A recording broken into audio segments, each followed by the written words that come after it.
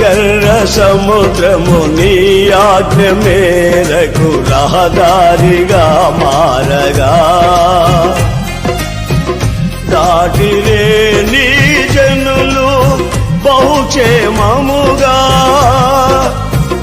ఎర్ర సముద్రము నీ ఆజ్ఞ మేరకు రహదారిగా మారగా దాటిరే నీ జనులు బహుక్షేమముగా ఆ జలములలోనే